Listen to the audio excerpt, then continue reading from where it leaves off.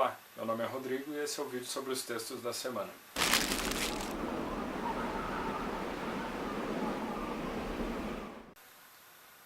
Nessa semana nós tivemos dois textos que falavam sobre o mercado de trabalho e um texto que falava sobre inadimplência. Vamos para o computador e vamos dar uma olhadinha nesses textos aí para poder explicar melhor.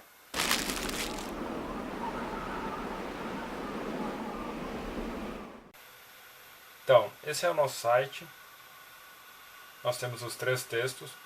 Esses dois primeiros aqui são sobre o mercado de trabalho e o terceiro sobre inadimplência.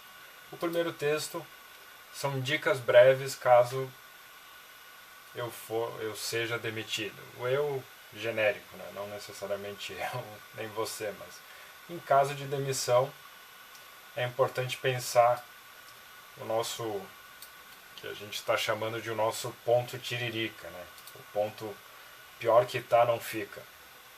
Por que isso pode ser importante? Para definir limites, né? Para saber aonde que seria o fundo do poço, não de uma forma pejorativa, mas o fundo do poço para a gente saber até onde a gente consegue se estruturar sem ter grandes problemas.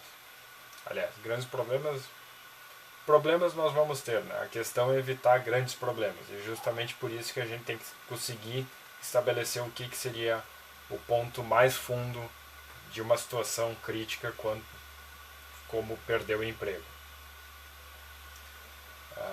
Enfim, nós temos fazer uma discussão a respeito de alguns aspectos bastante comuns, né, em relação a dívidas, em relação a diminuir o padrão de vida, em relação a sempre aquela ideia tradicional de abrir o seu negócio. E aqui a gente tem um videozinho aqui só para descontrair. E a nossa dica final é de fazer contas, né, de poder se programar.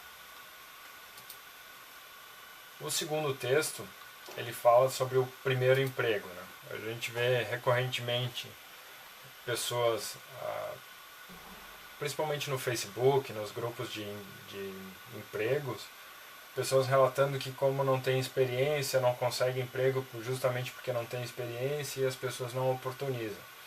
Então aqui a gente fez um levantamento de todo o ano de 2015, considerando os 92 municípios da região da Serra Gaúcha, e a gente viu que 8% dos total de admissões do ano passado, que foram 237 mil admissões, então só admissões desconsiderando as demissões, 8% delas foram de primeiro emprego. Isso dá aproximadamente 19 mil primeiros empregos. Então aqui a gente fez a distribuição dessas contratações ao longo do ano.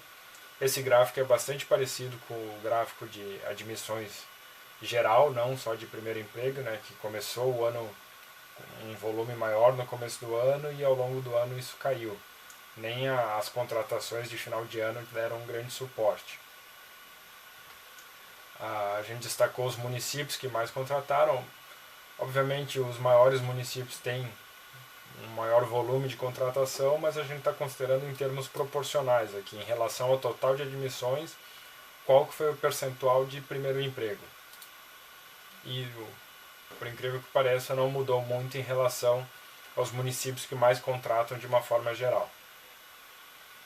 Em que setores, né, o setor varejista até já era meio esperado, o que não era muito esperado era a agricultura, que justifica um pouco a presença de vacaria aqui.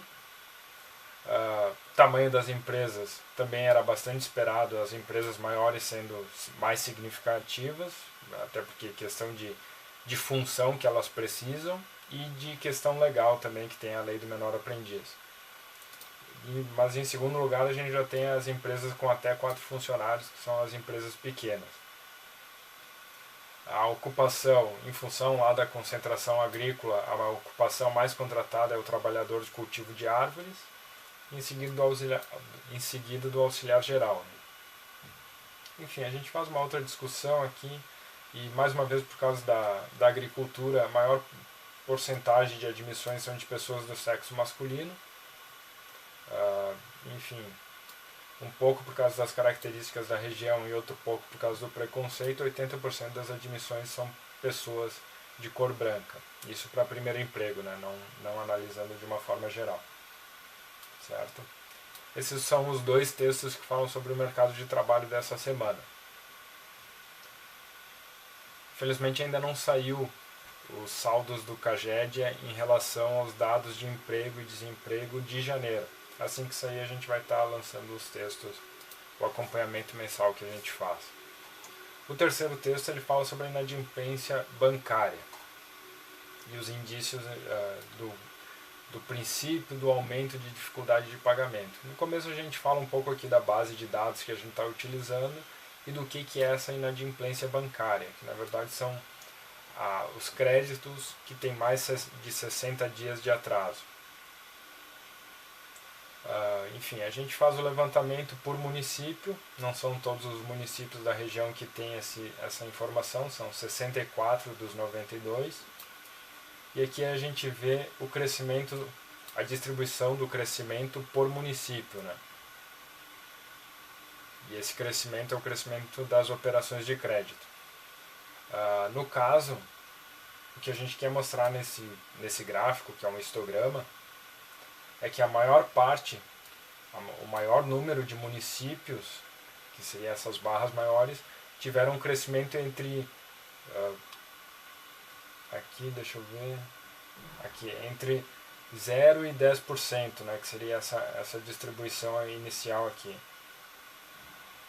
Esse 1 seria uma taxa constante, onde o número de operações é a mesma, 10% e 20%. Então aqui a maioria dos municípios ficaram entre 0 e 10% de crescimento das operações de crédito. Mas aqui abaixo a gente tem o mesmo gráfico do crescimento da provisão ou da conta de provisão em caso de inadimplência. A maioria é de municípios que não tem provisão nenhuma, aí no texto a gente explica um pouquinho o porquê disso, mas daqueles que têm provisão a gente vê que a maioria dos municípios, essa provisão aumentou cerca de 25%. Então, seria aqui 25, 1,5%. Né? Então, entre 1 e 25%, ou entre 0 e 25%, é onde se concentra a maioria dos municípios onde teve aumento de provisão de crédito. O que isso significa? Que teve aumento da inadimplência, porque a provisão de crédito ela é consequência da inadimplência bancária. Então aqui a gente faz uma relação de créditos e operação de créditos. E por fim uma relação da proporção das provisões de crédito em relação às operações de crédito, que na verdade é uma representação desse primeiro gráfico, só que de uma forma que fica melhor visível. A gente está separando os anos 2014 e 2015. Importante destacar, aqui no texto está explicado isso, que aqui é só de novembro, né? Por causa que a gente não tem o dado de dezembro ainda atualizado. Então a gente fez só esse comparativo de um mês com o mesmo mês do ano passado, para ter uma ideia do como a situação mudou ou não. Certo?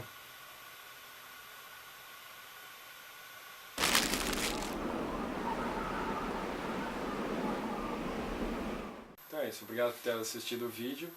Acesse o nosso site, veja os textos que forem do teu interesse, deixe seus comentários sugerindo novos textos ou novas temáticas, nos acompanhe nas redes sociais, enfim, assine o nosso canal no YouTube. Obrigado por tudo e até a próxima. Abraço e boa semana.